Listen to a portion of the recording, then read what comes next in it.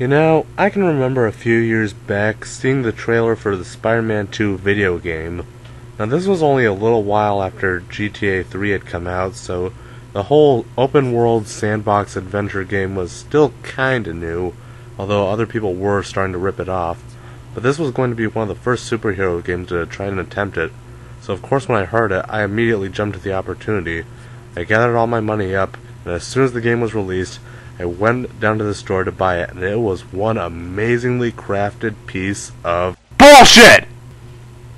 Now before you rate this video 1 star and leave a comment saying, "You stupid-fag, this game kicks ass," I have to tell you, after my anger did eventually simmer down, I picked up the PS2 version of the game, and it was everything that the trailer had promised, and it brought back all those shattered dreams. So what was wrong with the first one that I bought? Well, guess what? It was on the PC. You see, for some damn reason, Activision decided it would be too easy to just port the damn game to the PC, so instead they programmed a completely different one. A watered-down, total piece of shit. Now, for a little disclaimer, the computer that I originally installed the game onto has since become pretty slow and almost non-functioning, and there's no chance of me ever installing this game onto the computer I use now, so the only way I could get the footage was by getting it from YouTube, so go ahead and check out Video Gaming Help's channel right here if you want to see any of it. So as the game starts out, you get a tutorial from Bruce Campbell. Poor Bruce. Should have read the contract more closely. The camera then zooms in to show you, oh my God!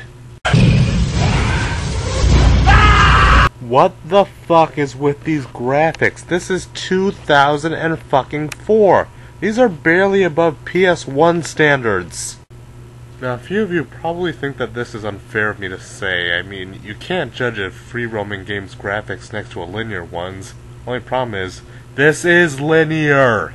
Even though the entire console version was based around the whole free-roaming aspect, guess what? They decided to take that fucking thing out!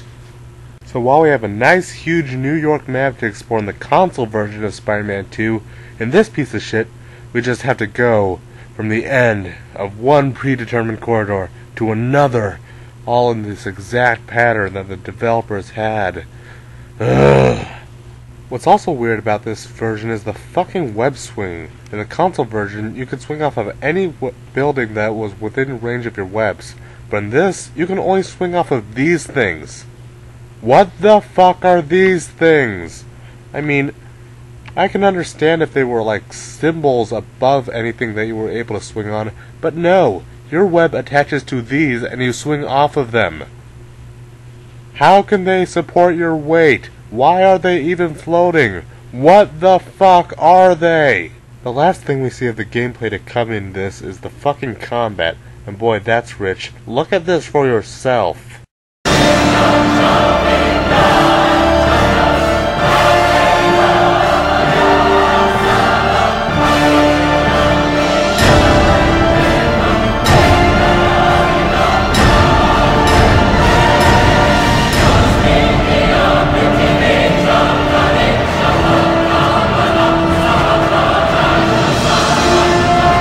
Ignoring the fact that the enemies are fucking de-rezzing like in Tron, what the fuck is up with these punches and kicks?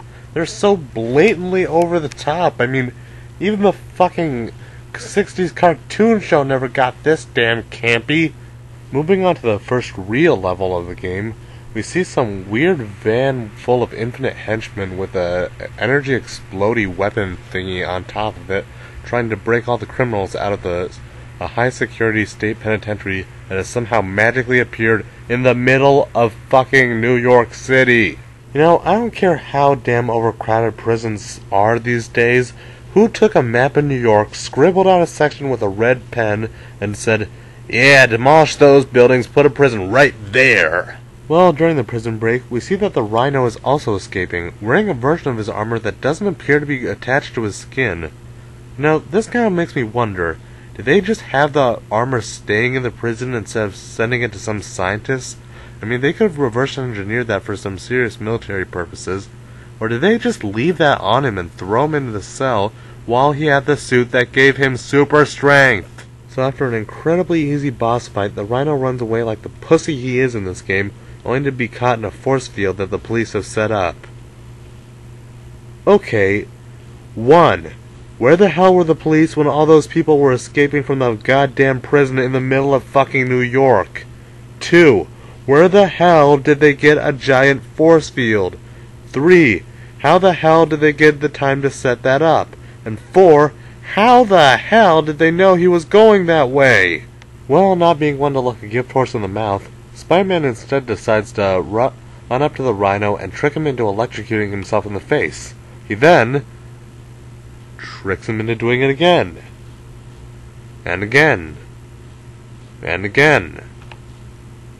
You know what? Why can't I just save the time and dare the Rhino to shove his tongue in a fucking power socket? Somehow, he actually manages to get through the force field on his 20th try, but then of course the dumb shit runs face first into a fucking gas station and blows himself up.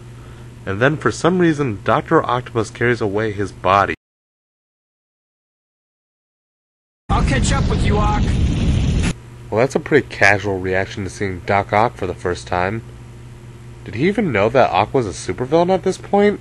Well, he probably figured it out by the end of the next level, where an Ock and his presumably minimum wage henchmen decide to break into the bank. Really, I'd like to go into a lot more detail about this level, but it's just so fucking boring. The bank is somehow ridiculously massive, and they're just every other room. There's a guard who needs to give you a key after you beat up the henchmen that are attacking him. And it just goes on and on and on and on before you finally get the boss fight with Ock. And even that isn't a good boss fight. And then you finally have to go and save Aunt Mace from some more henchmen before you get to move on. But you know what's amazing? The console version of this game manages to capture all that is good about free roaming games, but this one I'm playing now, it's all that's bad with linear ones. And the worst part is, we've only just begun.